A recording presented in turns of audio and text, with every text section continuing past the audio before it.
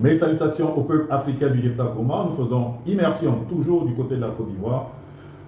Damana Adiabikas est sorti suite à l'annonce de la candidature du président Alassane Dramane Ouattara. Vous allez l'écouter après mon intervention. Pour fustiger cette énième candidature, et il nous annonce que Laurent Gbagbo va sortir pour se prononcer sur cette sortie du président Alassane Dramane Ouattara. Par la même occasion, nous avons constaté un communiqué des autorités policières ou gendarmes de la Côte d'Ivoire annulant la marche qui était prévue pour le 2 mars, la marche qui était prévue autant pour moi pour le 2 août, la marche du PDCI RDA avec le PPACI, cette coalition d'opposition qui a formé un bloc pour dire non au 4e mandat, pour dire non à la liste électorale, pour prôner une élection inclusive de tous les fils et filles de la Côte d'Ivoire. Elles avaient prévu, cette coalition, enfin ces partis, ils avaient prévu faire une marche le mardi pour justement fustiger tout cela. Malheureusement pour eux, une énième fois, les autorités de la Côte d'Ivoire ont annulé cette marche. Donc c'est vraiment pathétique tout ce qui est en train de se passer en Côte d'Ivoire. On n'est pas sorti d'auberge avec la démocratie en Afrique. Et moi, en tant que panafricain, évidemment, je fustige, je condamne tout cela.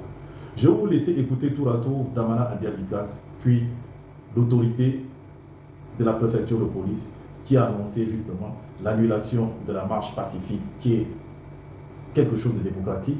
Ça fait partie du jeu démocratique, les marches, les meetings, les déclarations, etc.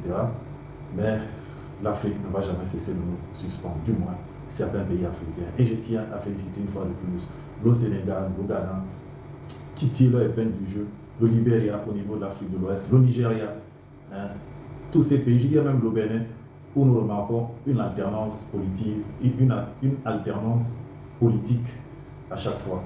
J'en perds même mon vocabulaire tellement je suis dépassé et ému par ce qui se passe en Côte d'Ivoire. Je vous dis au revoir depuis vos différentes positions. Que Dieu vous bénisse. Avant que nous n'arrivions ici, donc, il y a eu une annonce dans un temps voisin de l'annulation de notre marche de son Excellence le président Alassane Ouattara, qui a annoncé à la face de la nation qu'il est candidat à un 4e mandat. Vous connaissez tous notre position de principe sur ce 4e mandat. Ce 4e mandat, nous le réitérons, est un mandat anticonstitutionnel. Et pour nous, il n'est pas question qu'un 4e mandat se fasse, parce que ce 4e mandat est en violation de la Constitution ivoirienne. C'est pourquoi nous voulons réitérer encore aujourd'hui, ici, de façon ferme et solennelle, notre opposition à ce 4e mandat. Le président Laurent Gbagbo va très bientôt se prononcer sur la question. Mais entre-temps, nous demandons à toutes nos bases, à tous nos militants, à tous nos camarades, à tout le peuple de Côte d'Ivoire, de se tenir mobilisés. De se tenir mobilisés, de ne pas se laisser impressionner. Nous sommes dans un pays de droit et force doit rester à la loi. La Constitution interdit à tout citoyen de faire plus de 2 mandats à la tête de la Côte d'Ivoire. Et il faut que nous tous, nous nous en tenions à l'autorité de la loi. Merci donc à tous. Et voilà les 2 précisions que je voulais faire avant d'aborder ce pourquoi nous sommes véritablement là. Communiqué de la préfecture d'Abidjan.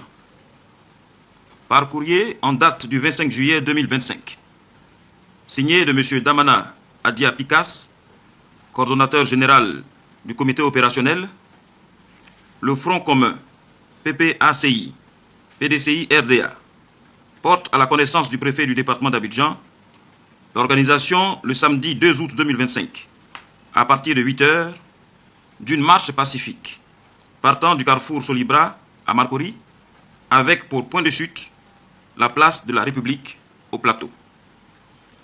Conformément aux prérogatives que lui confère sa qualité d'autorité de police administrative, le préfet d'Abidjan a convié les organisateurs de cette manifestation le mardi 29 juillet 2025 à 10 h à son cabinet en vue d'un examen concerté des conditions d'exercice de cette liberté publique.